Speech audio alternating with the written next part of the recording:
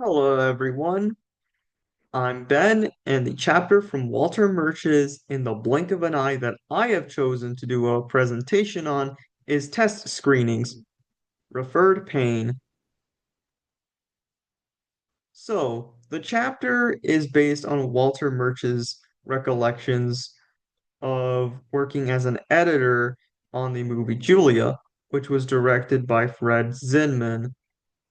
Now, in the chapter, Fred Zinman refers to test audiences as the final collaborators. His reason for saying this is because, unlike editors or directors who are very much familiar with the movies they have made due to how much time they spend on them, test audiences do not have that familiarity with the film. And as a result, they're able to look at it from a more objective perspective and are able to see any flaws in the narrative or things that have gone over the heads of those who worked on the production of the movie. And Walter Murch said the most helpful thing of all is simply learning how you feel when the film is being shown to 600 people who have never seen it before. Now, Murch actually made a really interesting comparison in the chapter, which is that he compares a movie screening to visiting a doctor or to resolve elbow pain. And he spoke about how a quack will immediately operate on the elbow without taking the time to examine it. And as a result, you, you will be left in more pain, not just in the elbow, but in other parts of the body, like the shoulder, the wrist, than you have been previously because they fail to properly diagnose the issue. In contrast, an experienced doctor will take the time to analyze the problem. They'll run an x-ray, and as a result of that, they will give you a proper diagnosis for your elbow. And so when they're operating, they know exactly what to do, how to fix it, and as a result, you'll end up feeling way better than you did before, and your elbow will be healed. So, how is this relevant to filmmaking? Well, that the way this relates is that test audiences are very much both like the patient, but also like the quack. So, much like the patient, they know there's a problem in the film. They feel the pain, but they don't exactly understand where the pain is coming from or why it's occurring.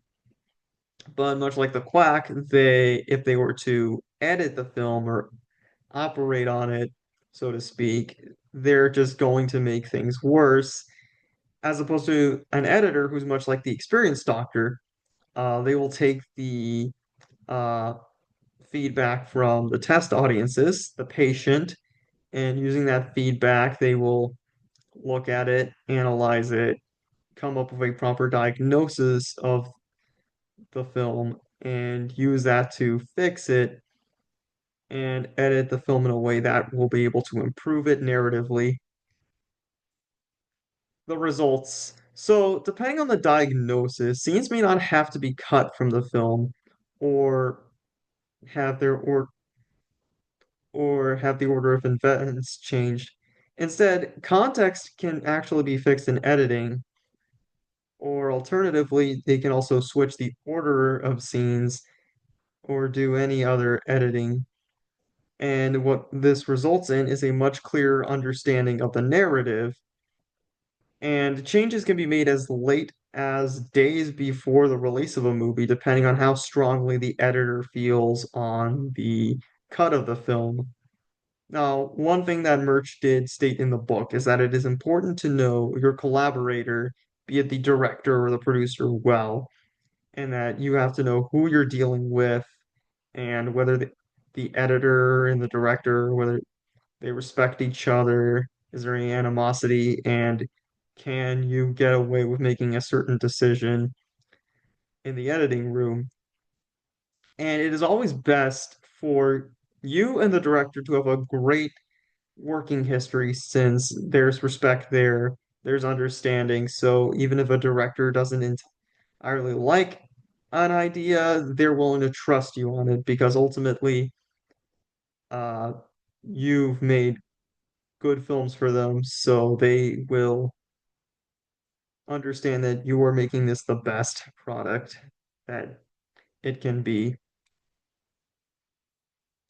So, one thing that was really interesting about test screenings, in particular the one with Julia, is that one thing they did on Julia that Walter Murch laments he hasn't done on any films as of the time of the release of the book is that they actually left the a phone number that test audiences could actually call after a screening of Julia.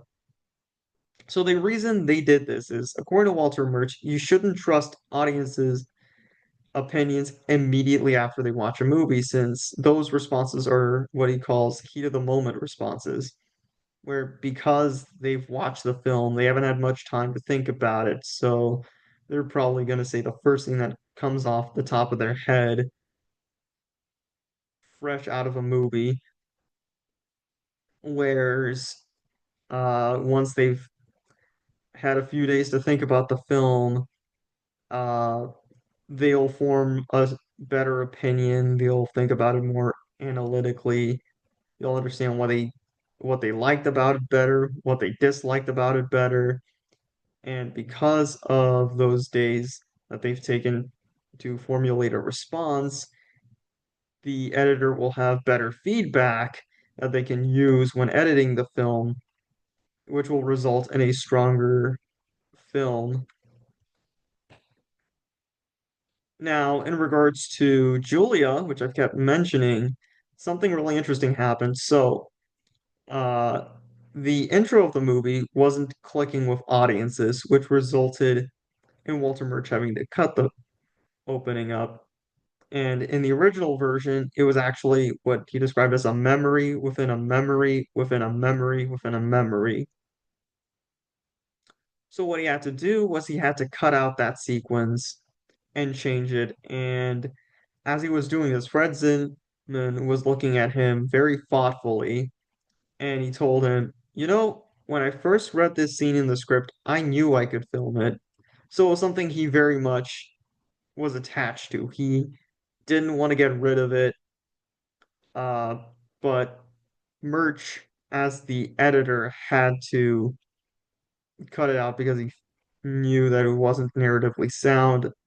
And Murch wondered if he was cutting out the heart of the film in doing this. But as he continued to edit that scene, he slowly realized that this was for the better. And in the book, he compared it to uh, an umbilical cord, since it had served as a connection between Zinman and the film, and that since both of them now had that connection, that it had essentially served its purpose. So there was no longer any use for the scene, which ultimately allowed him to finally cut the scene out of the movie, and they were able to move on from that.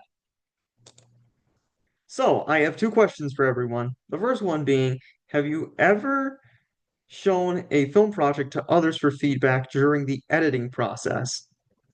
And my second question is, are you for or against test screenings? Why or why not? Well then, thank you everyone for watching this presentation. I hope you have a good day.